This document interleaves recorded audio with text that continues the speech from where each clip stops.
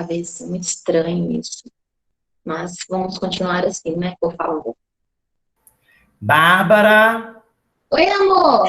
buenas tardes. Boas tardes. Então tá bom, precisando estou aqui, viu? Tá joia, meu bem? Tá tudo certo. Beijo. Beijo. Pessoas, então bora dar sequência ao que a gente ah, começou a trabalhar lá antes da nossa quarentena. Uma das coisas que a gente precisa ter em mente quando a gente fala de ecologia é o intuito da ecologia é a gente estudar níveis de organização dos seres vivos, principalmente acima do nível de indivíduo. Então, quando a gente analisa conceitos de população, conceitos de comunidade, como esses indivíduos eles interagem entre si, como esses indivíduos eles interagem com o ambiente. Quando a gente pensa nas formas que os indivíduos vão interagir com o ambiente, a gente tem que ter em mente o seguinte: eles podem ocupar diversos espaços. E esses espaços, nós podemos organizá-los em 3 formas distintas. A gente tem ambiente marinho, a gente tem ambiente dulce-aquícola e a gente tem os ambientes terrestres, beleza? A gente chama essa divisão desses ambientes, a gente chama isso de biociclos. Então, nós temos o biociclo marinho, que nós chamamos de talassociclo. Nós temos o biociclo de água doce, que nós chamamos de epinociclo.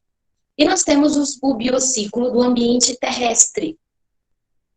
Desculpa, eu falei uma coisa trocada.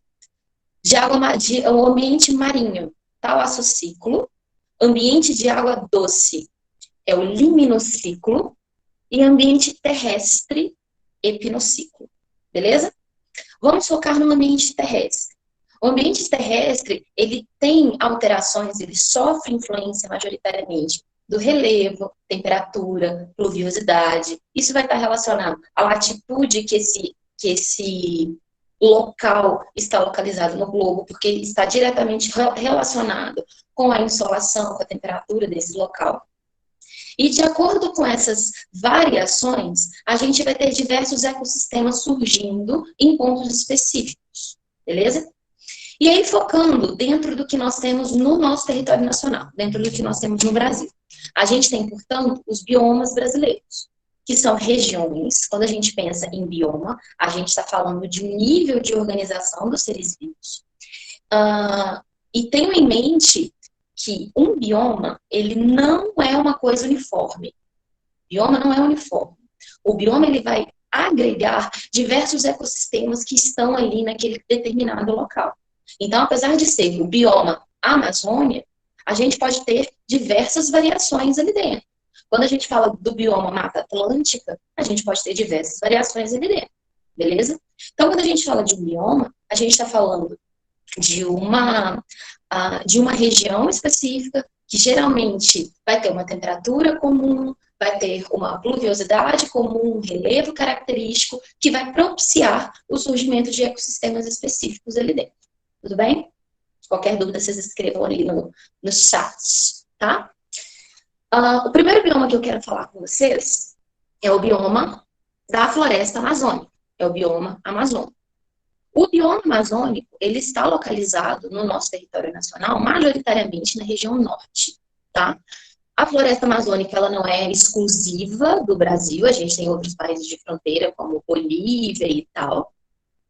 Sim, Mari, tem mais de um ecossistema dentro do mesmo bioma, tá? Tem vários ecossistemas dentro de um mesmo bioma. Então, quando pegando aqui a floresta amazônica como um exemplo, se você pensa na floresta, a gente tem árvores de diversos portes. Na casca da árvore, a gente tem ecossistemas. Você tem ali fungos fazendo associação mutualística com algas ou com bactérias fotossintetizantes, formando os líquens. A gente tem micro-organismos que vivem ali nessa casca. A gente tem pererecas que são arborícolas. A gente tem cobras, tem macacos. Então, a gente tem diversos ecossistemas dentro de um mesmo bioma. Beleza? A floresta amazônica, o bioma amazônico, ele corresponde à maior floresta tropical do mundo. Apresenta uma biodiversidade gigantesca e tem a maior bacia, desculpa, Davi, e tem a maior bacia hidrográfica do planeta. Tudo bem? Essa bacia hidrográfica, que é composta majoritariamente pelos rios Negro, Solimões, que quando juntam formam o rio Amazonas, corresponde então à maior bacia hidrográfica que nós temos no mundo, beleza? É também observado nessa região uma temperatura muito elevada por conta da sua localização próximo à linha do Equador. E a gente tem uma pluviosidade muito grande dentro desse local, dentro desse bioma, beleza? Essa combinação, pluviosidade, umidade e temperatura, é muito favorável para o desenvolvimento dos organismos, que é um dos principais responsáveis pela biodiversidade, que é gigante. Então, a gente tem... Peraí, Bianca. Fala comigo. Não?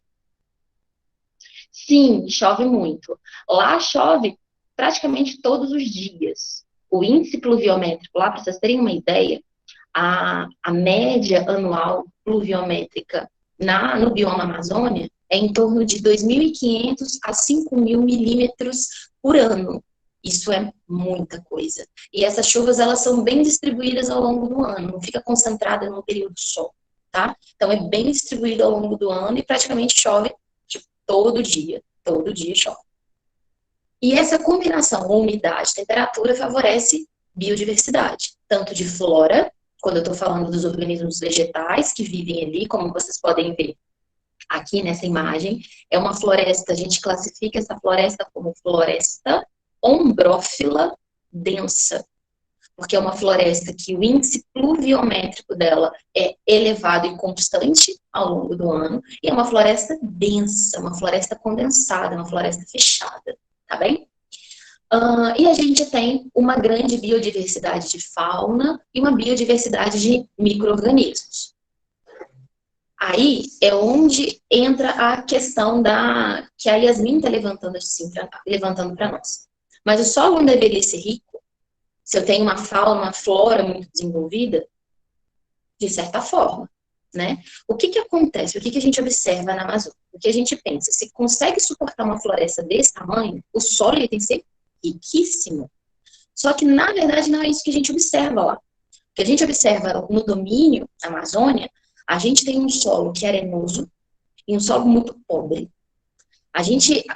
Há indícios de que o local onde a floresta amazônica ocupa hoje, há milhões de anos atrás, aquilo ali era fundo de oceano. Que por conta de movimentação de placas tectônicas, a gente teve um reerguimento dessa região. Ok? Então aquilo ali era fundo de oceano, então é muito pouco. E daí, como então que é possível ter uma floresta para esporte num local como esse? A gente tem o que a gente chama de serrapilheira, que é o fator determinante para a manutenção da floresta. O que é a serrapilheira? A serrapilheira é uma camada de matéria orgânica que fica na superfície do solo, e essa camada de matéria orgânica que é composta por folhas, plantas que morreram, animais que morreram e tal. Na presença da umidade, calor, organismos fazendo a decomposição rápida daquela matéria orgânica, a gente vai ter, então, a liberação desse componente orgânico para o solo, enriquecendo as camadas superficiais do solo. E é essa matéria orgânica, esse nutriente que vem desta serrapilheira, que vão ser responsáveis por manter a floresta. E daí, um dos fatores que coloca o bioma amazônico em risco é justamente o desmatamento para agricultura. Então, você desmata a floresta e coloca cultivos agrícolas, tipo soja. Porque, poxa, se é um terreno que consegue manter uma puta de uma floresta, se eu tiro aquilo e boto soja, vai dar soja até morrer. Só que o que se observa nessa situação é justamente o oposto. Quando você tira a cobertura vegetal e está com plantio, por exemplo, o que a gente vai ter é uma manutenção de produtividade por mais ou menos uns 3 anos. Porque o solo é pobre. Então, na primeira vez, vai produzir soja, que é uma beleza. Na segunda vez, intermediário. Na terceira vez, produz muito pouco. Porque quando você retira essa cobertura vegetal, você retira essa serrapilheira. E daí a nutrição do solo fica comprometida e você não consegue se manter. Então, numa situação de agricultura, numa região dessa, você teria que investir no uso de fertilizantes e adubos, por exemplo, de uma forma muito significativa, o que traria custo para a produção e não é interessante. E aí, o que se faz numa situação dessa? Vamos derrubar outra parte de floresta e usar aquilo ali enquanto está bom. E na hora que aquilo ali deixar de produzir, o que a gente faz? Expande a fronteira agrícola. E aí vai botando o bioma todo em risco. Cadê? Se o desmatamento da Amazônia, o índice pluviométrico tende a cair. Cair onde, Davi? A gente tem que pensar o seguinte, pode cair, principalmente na região centro, sul, sudeste, porque a chuva que cai aqui para nós, ela vem direto do corredor amazônico, ela é produzida diretamente na floresta amazônica. Então, a partir do momento que a gente tem a retirada da cobertura vegetal, que é o principal responsável por reter a umidade, por reter água nessa região, assim como a serrapilheira também tem esse fator, se a gente tira essa cobertura vegetal, pode comprometer, sim, o regime de chuvas no restante do país. Beleza? Tranquilos? Seguindo, então, a nossa live, a gente tem que pensar nas características das plantas. É muito comum, isso no Enem cai bonitinho, cai mais no Enem do que no PISM. No PISM já cai de forma indireta, no Enem cai de forma bem indireta. Geralmente, eles associam as características das plantas de acordo com o bioma que ela ocupa. Peraí, eu tô lendo as colocações de vocês, tá, gente? O solo pobre teria mais organismos decompositores. Em tese, o que vai fazer com que haja mais organismos decompositores, Carol, é a presença de mais matéria orgânica para eles fazerem a decomposição dela. Então, se a gente pensa num processo de sucessão ecológica, as primeiras plantas, os primeiros seres que surgem ali são simples. À medida que eles morrem e eles começam a sofrer processo de decomposição, isso começa a enriquecer o solo. Então, em tese, quando a gente pensa em solos mais ricos, nutricionalmente falando, a gente vai ter mais matéria orgânica e, consequentemente, mais organismos decompositores. Beleza? Sem a serrapilheira, há um risco de processo de desertificação, sim, porque a serrapilheira, ela vai, além de ter essa função de nutrição do solo, ela protege o solo contra a incidência direta de radiação solar, ela evita que a água evapore muito rapidamente, então ajuda a reter umidade no solo. Ela evita um processo chamado de lixiviação. O que é lixiviação? Quando chove muito, de uma forma muito acentuada, e essa água é absorvida de uma vez só, essa água ela sai transportando com ela os sais minerais, de forma que as camadas mais superficiais do solo, eles podem ficar pobres em relação a nutrientes. Então, você tem essa camada de serrapilheira que retém um pouco a água, ela vai sendo absorvida mais lentamente, beleza? E não, serrapilheira não é um nome exclusivo, Alice, da camada orgânica da Amazônia. A gente dá o nome de serrapilheira, Mata Atlântica também tem bastante serrapilheira, a essa camada de matéria orgânica, de decomposição da própria floresta, de seres da própria floresta. Folhas, troncos, animais que morrem, a gente consegue observar, a gente chama isso de serrapilheira e não é exclusivo da Amazônia, não, tá?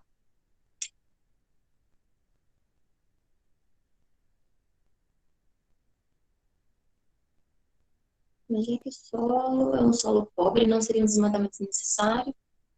Então, Davi,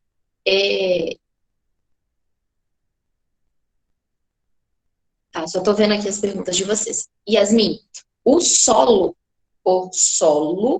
em si é um solo pobre.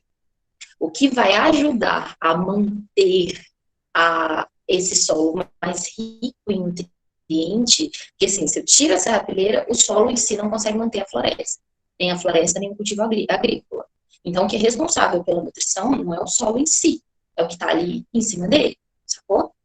Então, é a serrapilheira, que vai ser responsável por isso, que vai enriquecer esse solo nutricionalmente falando, beleza? E sim, Davi, é meio burro, né, você fazer um desmatamento, sabendo que aquela região não vai conseguir manter um cultivo. Só que quando a gente pensa em agricultura extensiva, você visa o lucro. Então, se eu consigo fazer a derrubada de uma parte de floresta, que, mesmo que seja a curto prazo, vai me render uma produtividade muito alta, isso compensa, tanto compensa que está sendo feito. E aí, pensando então nas adaptações das plantas para esse tipo de ambiente. Como eu falei com vocês, apesar de ser um bioma, a gente tem diversos ecossistemas. De forma que a gente, inclusive, pode dividir o bioma amazônico em 3 partes. No que a gente chama de mata de igapó, mata de várzea e mata de terra firme. Porque a gente tem variações de relevo ali dentro. A mata de igapó é aquela parte do bioma que fica majoritariamente submerso. Então, as raízes, a parte de raiz de fixação da planta, fica submersa a maior parte do tempo, tá? A gente tem a mata de várzea, que fica meio que na borda, que pode, durante o processo de cheia dos rios, ser inundado. E a gente tem a parte de mata de terra firme, que não é inundado em nenhum período do ano. Então, essa imagem é legal justamente para mostrar que, apesar de ser um bioma, ele não é uniforme, tá bem? Em relação às características gerais das plantas que a gente tem nesses ambientes, a gente classifica essas plantas como plantas perenes. O que é ser perene? Uma planta perene, ela não perde as suas folhas durante o período de seca, durante o período de inverno, tá certo? Então, como lá a gente não tem uma seca muito significativa, então ela não vai perder as folhas. Qual é o intuito, povo, de perder as folhas durante o período de seca? Perder as folhas durante o período de inverno? A gente tem que pensar o seguinte: as folhas são a principal maneira que a planta tem de perder água para o ambiente, através da sua transpiração. De forma que, quanto menos folha a planta tiver, menos água ela perde. Se essa planta ela está entrando num processo de seca, num processo de inverno, se ela ficar mantendo aquele monte de folha, ela vai perder muita água para o ambiente, tendo pouca água disponível para ela. Então, o que algumas plantas fazem durante o período de seca, período de inverno? Elas perdem suas folhas. Se tem uma coisa que as plantas da Amazônia não têm problema, é com falta de água. Então, elas são plantas perenes, elas não perdem as folhas em nenhum período do ano, tá bem? E outra coisa importante, elas são plantas que têm as folhas do tipo latifoliadas. O que é uma planta latifoliada? É uma folha grande. Quando eu estou falando de folha grande, eu estou falando de folha grande. Por que é possível elas serem latifoliadas? Quando, da mesma forma, se eu tenho quanto maior o tamanho da minha folha, maior vai ser a transpiração para o ambiente, certo? Vai perder muita água para o ambiente. Então, uma planta de um ambiente mais seco, as plantas, geralmente, elas têm folhas reduzidas para diminuir a perda de água. Já uma planta do domínio amazônico, que tem muita água, ela pode ter folhas latifoliadas, que utilizam, inclusive, o processo de fotossíntese. Tudo bem? Podemos seguir para o próximo.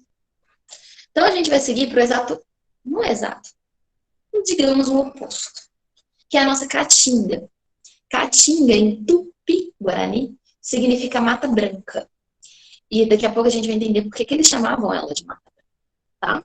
A caatinga é tida junto com o cerrado, eles são considerados a savana brasileira. Por quê? O que é a definição do bioma de savana? Quando a gente fala de savana, eu estou falando de um local... Cadê? Peraí, gente.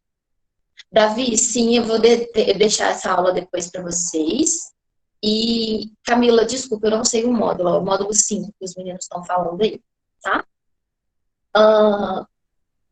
Quando eu falo de savana, eu estou falando de um bioma onde eu tenho majoritariamente plantas de pequeno porte com árvores esparsas, espalhadas pelo território, beleza? A caatinga corresponde ao nosso semiárido nordestino, também localizada próximo à linha do Equador, que vai compreender lá, ó, majoritariamente, o nordeste do nosso país, onde a gente tem temperaturas muito, muito elevadas e um índice pluviométrico baixo, beleza? Esses dois fatores, a temperatura elevada, está próximo à linha do Equador, beleza. A pluviosidade, ela pode ser influenciada por vários fatores. É influenciada por massas de ar que não conseguem chegar nessa região.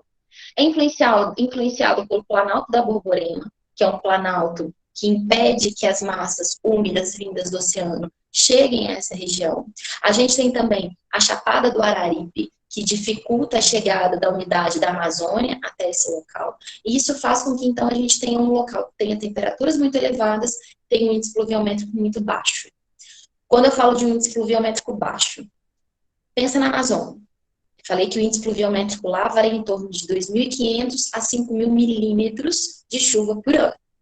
Na Caatinga, a gente tem um índice pluviométrico que varia entre 300 e 800 milímetros por ano.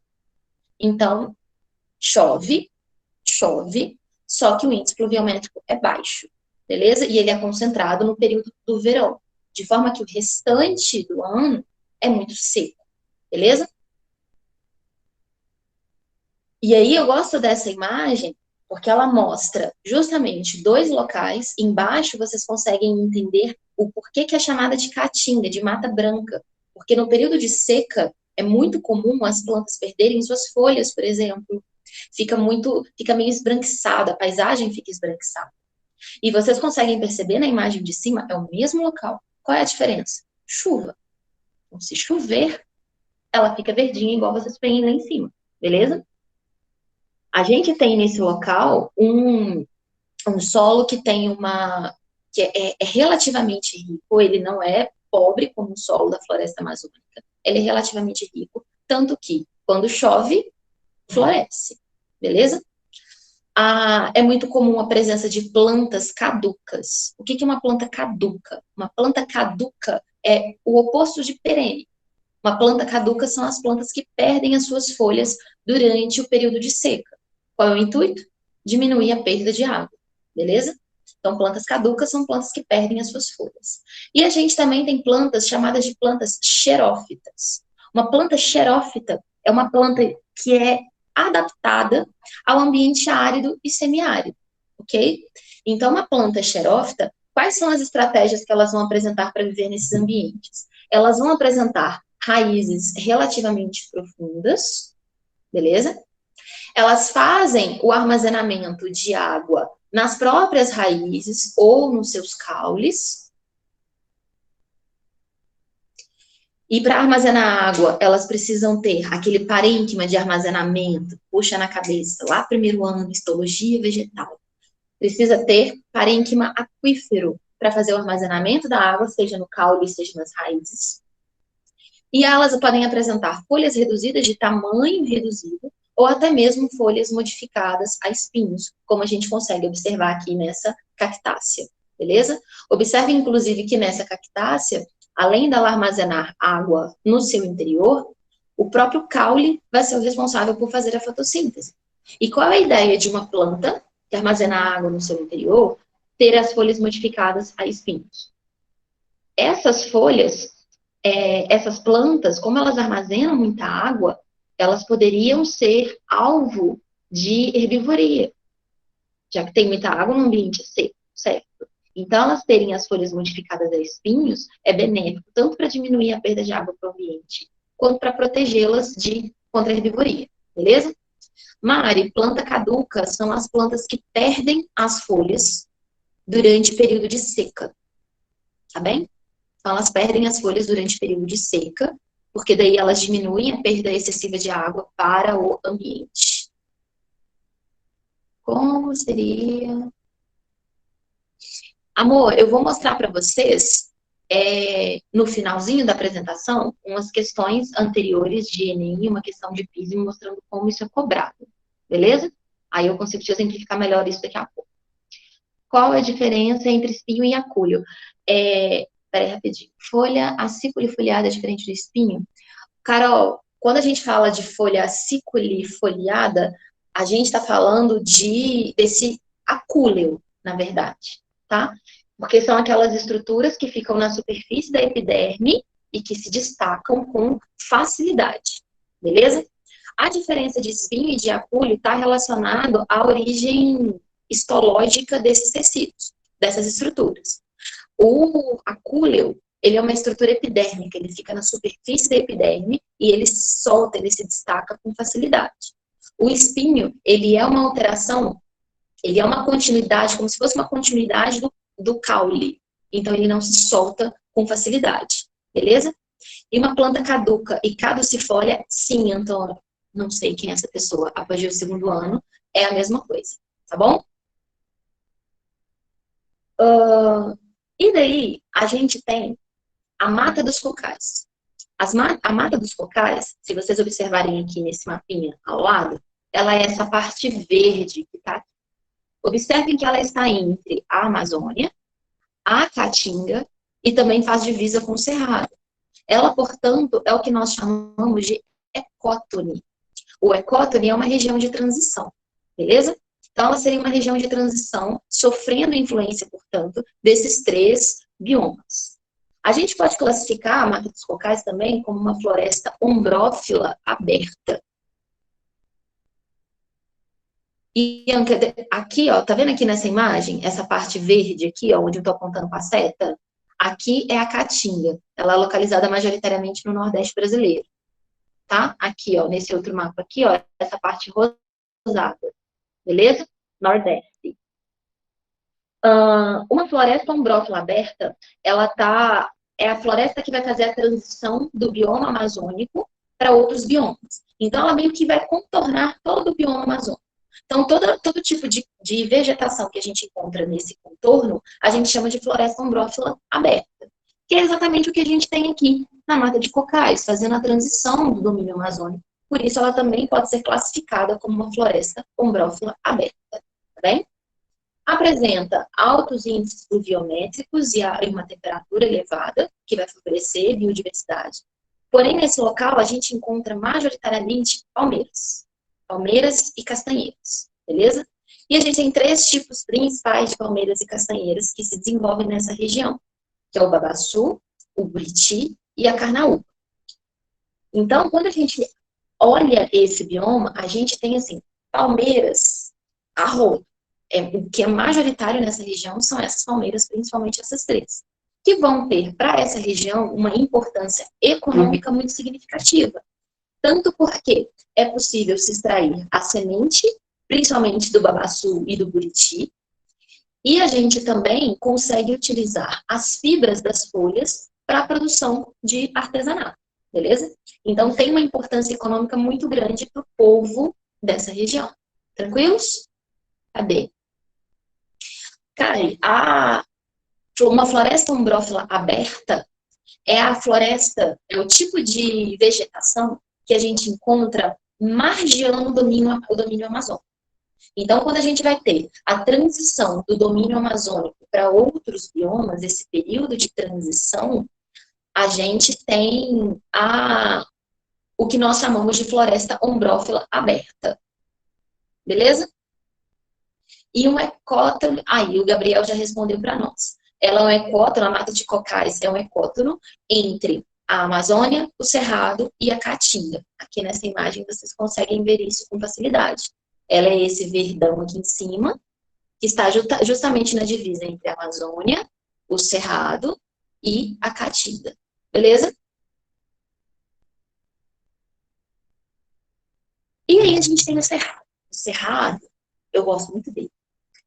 Ele é muito grande, ele é muito extenso e não, Amara, precisa se desculpar não, pelo amor de Deus, pergunta. O Cerrado ele é muito grande, ele é muito extenso, ele pode ser considerado um ecótono, tá? Porque ele vai fazer meio que a transição dos biomas tudo, porque ele está no meio do troço todo, ele pode ser considerado sim um ecótono. E ele é localizado na região central do nosso país. Beleza? Ele é um dos maiores. Ele também é considerado uma savana, justamente por ter essas características de árvores muito esparsas dentro do bioma. E uma característica dele importante é que no inverno ele é muito, muito, muito, muito seco. Muito seco. De ficar assim, meses sem cair uma gota de chuva. Então fica muito seco. E essa secura que a gente vai ter na vegetação propicia combustão espontânea. O que é combustão espontânea? Pega fogo do nada. Não necessariamente do nada. Geralmente no cerrado, o que gera a combustão espontânea, que a gente pode chamar também de combustão natural, porque não tem interferência antrópica para que essa combustão aconteça, é principalmente descarga elétrica de raios, por exemplo.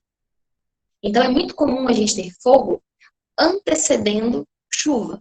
Então, começa a armar aquela chuva, e aí começa a ter relâmpago, raio, aquela coisa toda, cai um raio ali. Aquilo ali vai gerar uma faísca, o trem tá todo seco. E aí esse fogo, ele se espalha.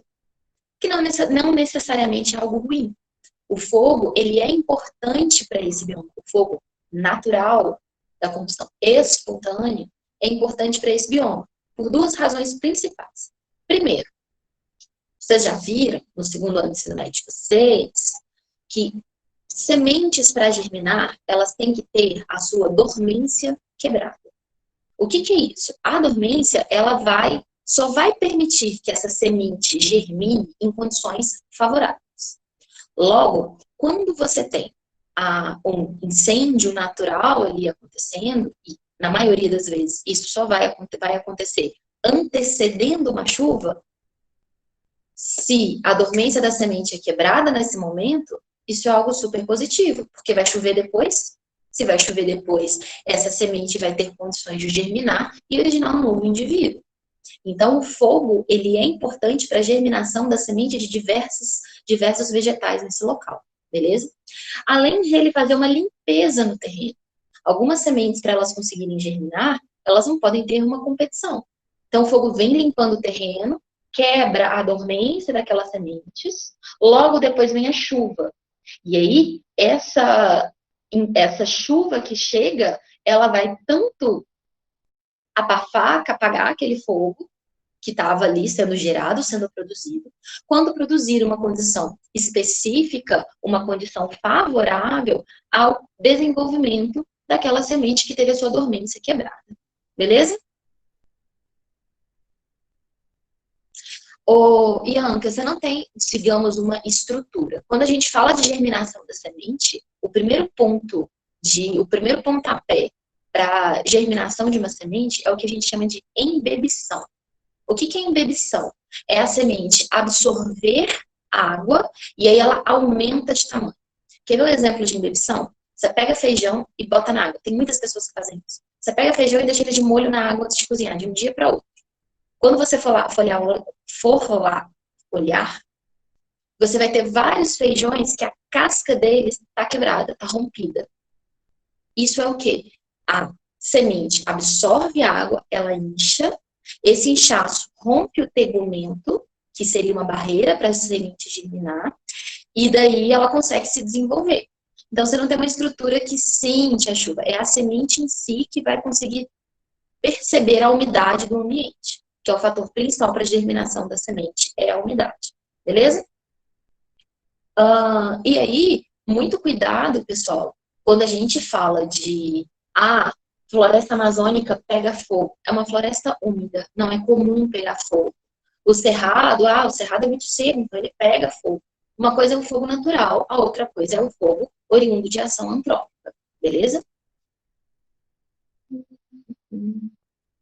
Devido ao inverno seco, é parecido? Bárbara, em alguns aspectos, sim. Vamos falar da vegetação, porque se a gente tem um local que é muito seco e um local que pega fogo, a vegetação precisa ter adaptações para sobreviver nesse ambiente, certo? E aí, o que a gente observa enquanto adaptação? Raízes muito profundas. As raízes, elas são muito profundas para que a planta consiga absorver água lá dos lençóis freáticos, que são muito profundos. A casca das árvores lá é uma casca muito grossa, com muita deposição de suber. Puxa na memória. O que é suber? Suber é aquele tecido da planta, que é um tecido morto. Beleza? Então, ela produz isso ali na sua casca. Então, elas têm uma casca muito grossa. Essa casca grossa protege elas contra o fogo, tá? Folhas coriáceas de tamanho reduzido.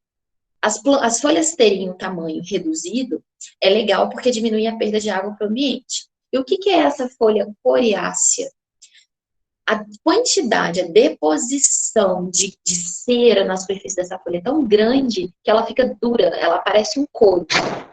Ai, gente, desculpa, bateu a porta. Ai, desculpa. A deposição de cera é tão grande que ela fica parecendo um couro mesmo, beleza? E isso é importante para proteger Para de rir de mim, Anca, sem graça. Isso é tão importante. É importante para proteger contra a perda excessiva de água no ambiente, beleza? Gemas pilosas. O que são gemas? Quem responde aí para mim? Responde no chat. O que é uma gema de planta? Óbvio, né? Me ajudem aí. O que é uma gema? A gema de uma planta é aquela região da planta que tem tecido, é aquela parte de cima. Sim.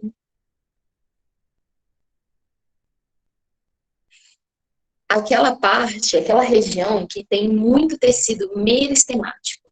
É a região que é responsável pelo crescimento em altura dessa planta, pela formação de galhos, pela formação de folhas. É como se fosse o tecido embrionário, digamos assim, que é o tecido meristemático que vai sofrer divisão celular e vai induzir o surgimento de outras estruturas. E aí, como que essa planta faz para proteger essas regiões? Ela produz tricomas. Tricomas é como se fossem aqueles pelinhos, igual a gente tem na folha de violeta, aquele pelinho que fica na superfície da folha. Aquele pelinho que é, na verdade, um pelo, tricoma, aquilo diminui a perda de água para o ambiente. Então, justamente lá na regiãozinha dela, que tem que ficar protegida contra a perda de água, porque é muito sensível, ela produz um monte de tricoma ali para fazer essa proteção, tá? E elas têm uma característica dessas plantas, elas apresentarem um tronco muito, muito retorcido. Por que elas têm o tronco muito retorcido? Isso é tanto consequência das queimadas, que faz com que elas acabem sofrendo danos e ficando retorcidas.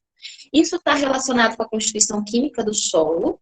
É um solo que é muito ácido, é um solo que tem uma grande quantidade de alumínio presente ali e acaba afetando o crescimento dessa planta.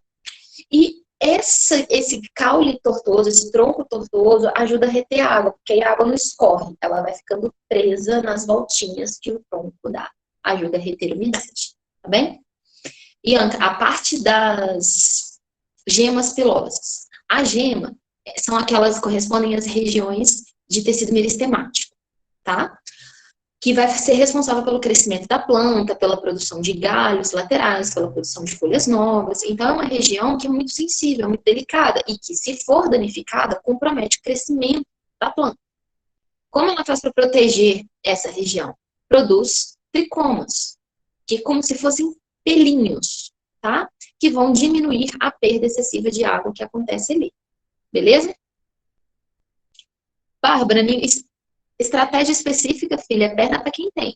Começou a pegar fogo, tem que correr. Se não correr, vai ser queimado. Não tem uma coisa muito específica para isso, não. É só mesmo a capacidade de fuga dos animais. Tá bem?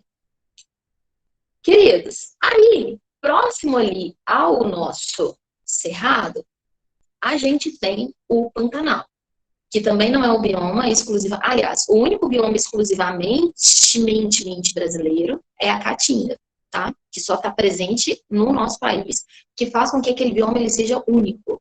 Não tem nenhum outro lugar do planeta. Ele não existe. Só existe, só tem ali, tá bem? O Pantanal, ele vai pegar a região central, ali no centro-oeste do nosso país.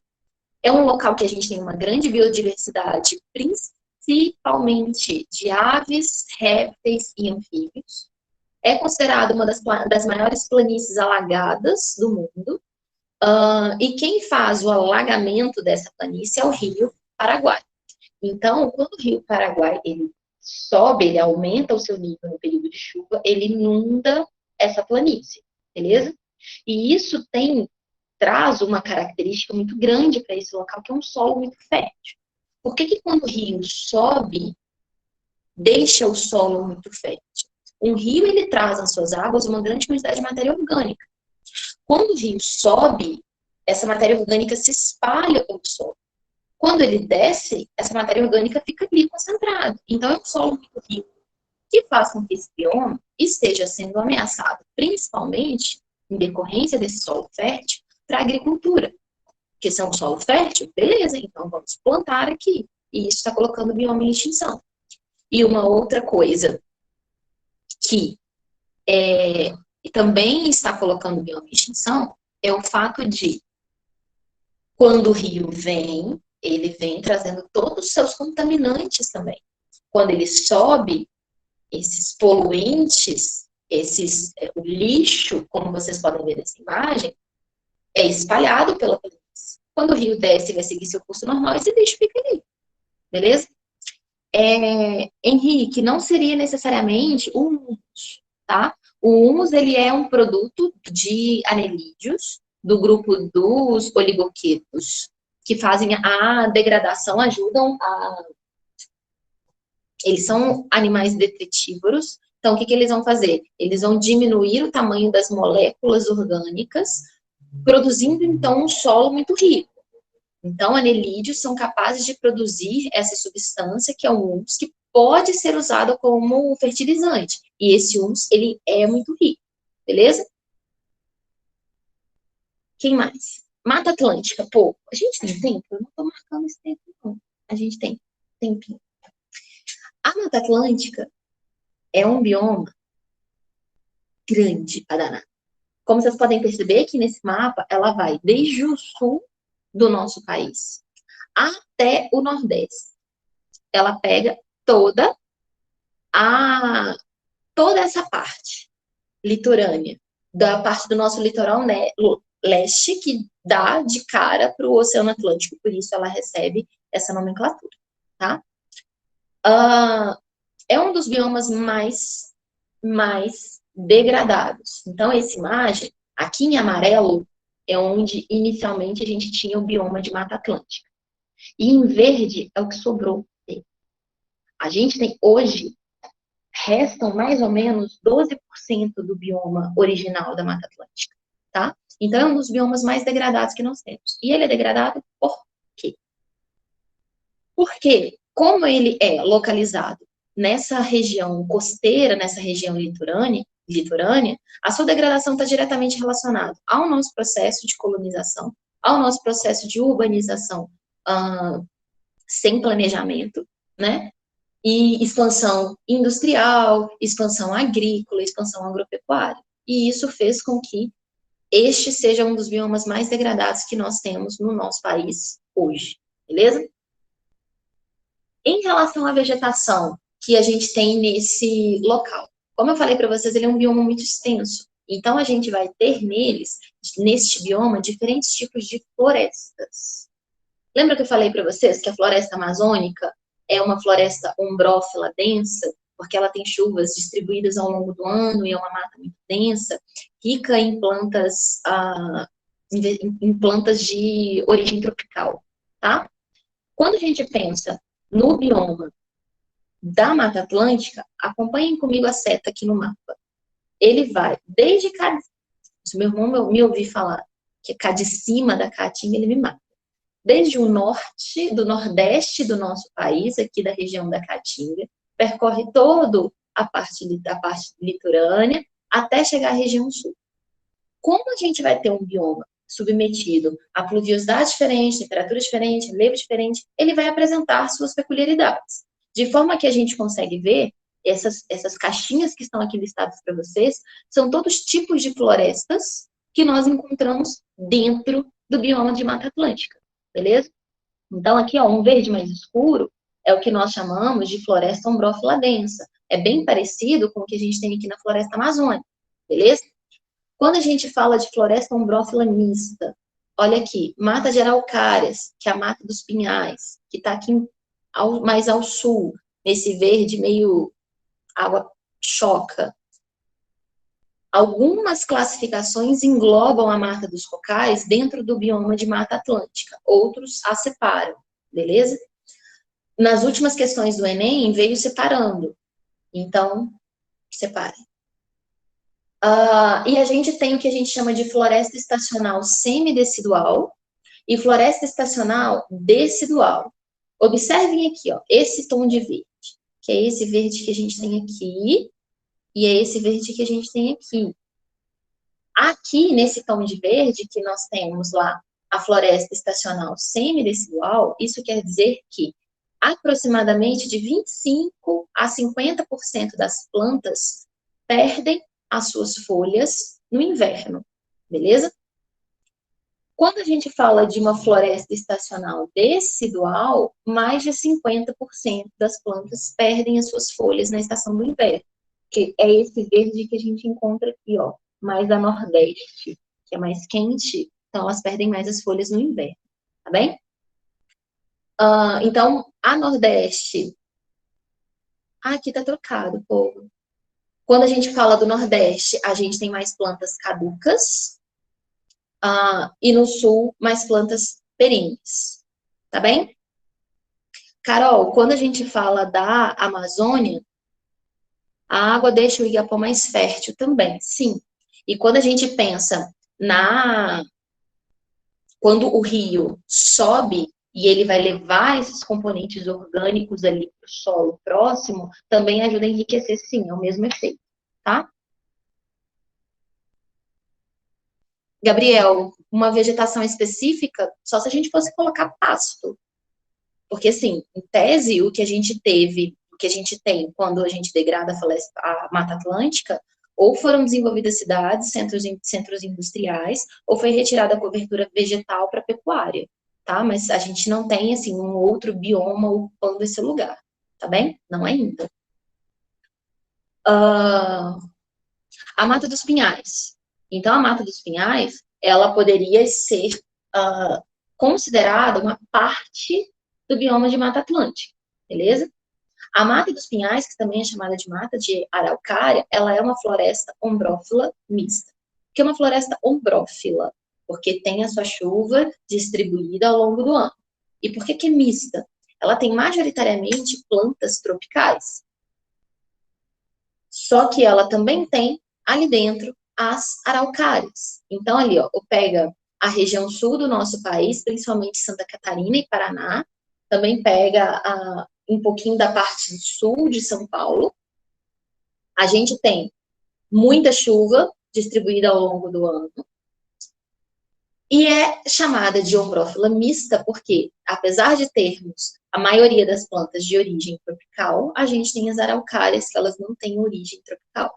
Quando a gente para analisar a origem genética das araucárias, de onde elas vieram, a gente retorna lá para a época da Pangeia, quando todos os continentes estavam todos coladinhos, bonitinhos. E as araucárias teriam vindo do continente, da região que deu origem à nossa Antártida, ao que hoje é a Antártida. Então, elas não teriam uma origem tropical, beleza? E, portanto, a gente classifica essa floresta como floresta ombrófila mista. Então, você tem lá um monte de árvores tropicais e as araucárias destacando, como vocês podem ver aqui nessa imagem, destacando lá no meio delas, beleza? Nós temos os campos sulinos. Os campos sulinos, eles são encontrados somente no sul do nosso país, também não correspondem a um bioma exclusivamente nosso, fica lá no sul, principalmente no Rio Grande do Sul. A vegetação é majoritariamente composta por gramíneas. Quando a gente tem alguma árvore nesse bioma, muitas vezes elas estão relacionadas, elas estão associadas ao leito dos rios, tá bem? E é um domínio que está, assim, sofrendo muita pressão. Quando a gente analisa o local que esse domínio ele ocupa, mundialmente, é muito comum a gente encontrar regiões desérticas quando a gente pega o mesmo grau de latitude, certo? E daí, então, se a gente para pensar muito a grosso modo, essa região dos campos sulinos, dos pampas, também era para ser deserto. Não é deserto porque chove. O único fator que vai ser diferenciar o ponto crucial nessa diferenciação é a chuva, que vem da Amazônia para essa região, propiciando o desenvolvimento desse bioma ali. Mas isso faz com que ele seja um bioma muito sensível. Porque, assim, se era para ser deserto e não é, qualquer coisinha ele pode sofrer, portanto, um processo de desertificação, certo? E aí a gente tem a pecuária e a agricultura extensiva degradando esse bioma de uma forma muito acentuada. Então, é muito comum no sul, em algumas regiões, a gente ter isso que vocês estão vendo na imagem.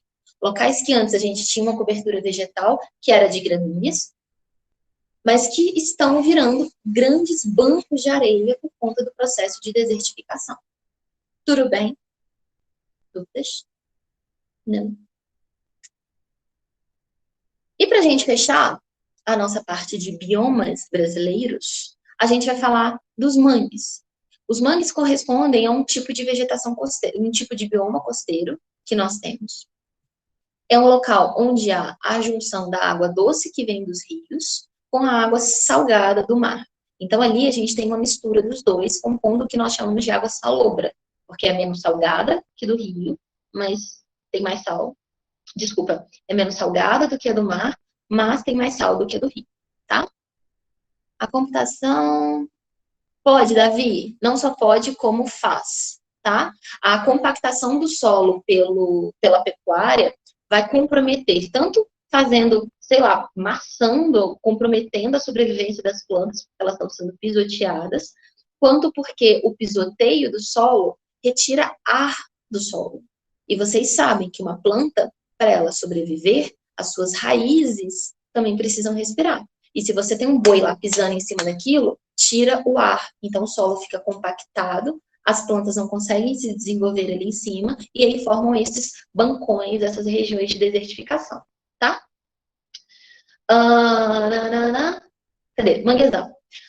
O manguezal, ele é uma região que tem uma grande quantidade de matéria orgânica que vem dos rios. Então, a gente tem um acúmulo grande de matéria orgânica nessa região, favorece a proliferação de organismos, organismos decompositores. Então, quando você está chegando no rio, você sente aquele cheiro de absurdo que fica lá. É porque aquilo ali é uma região de mangue. Então, você tem uma grande quantidade de matéria orgânica sofrendo decomposição, liberando metano, que dá esse cheiro característico. E a gente possui muita flora e fauna nessa região. E quais são as características, principalmente, que as plantas precisam ter para viver nesses ambientes? Plantas com raízes muito profundas. Eu não tinha mostrado. Então, a gente tem o mangue. Ele, obviamente, ele vai acontecer na região costeira, onde a gente tem a foz dos rios, onde os rios vão desaguar, beleza? E aí a gente tem plantas com raízes muito profundas para fazer sua fixação. E a gente tem plantas aéreas com pneumatóforos. O que são esses pneumatóforos? São estruturas das raízes que vão otimizar a troca gasosa da raiz com o ambiente. Tá? Bem? Queridos, alguma dúvida? Escreve aí.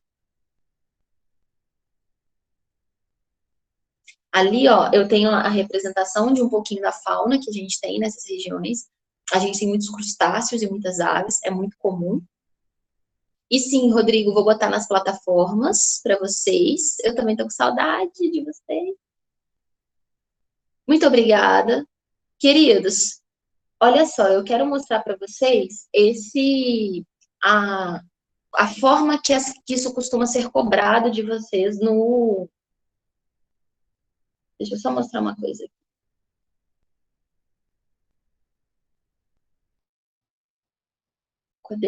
Cadê? A forma que costuma ser cobrado de vocês no Enem, principalmente, tá?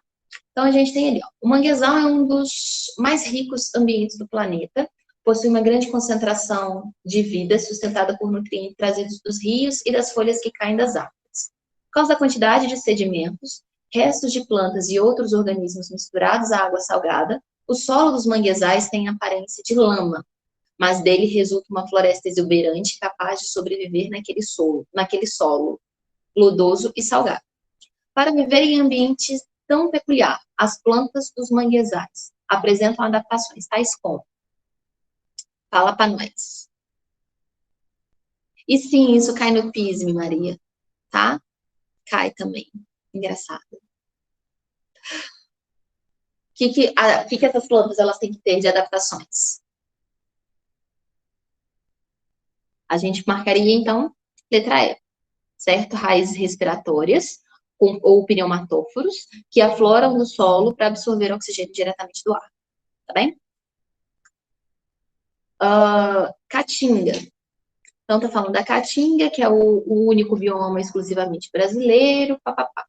Considerando a adaptação dos órgãos vegetativos a principal característica das raízes dessas plantas que atribui sua maior adaptação à caatinga é... Qual que vai ser? Fala comigo, gente. Ai, gente, acabou a aula, eu tô aqui coisando. Amados e amadas, muito obrigada. Cadê? Gabriel, quando você fala da restinga, a restinga é um ecossistema que a gente tem dentro da...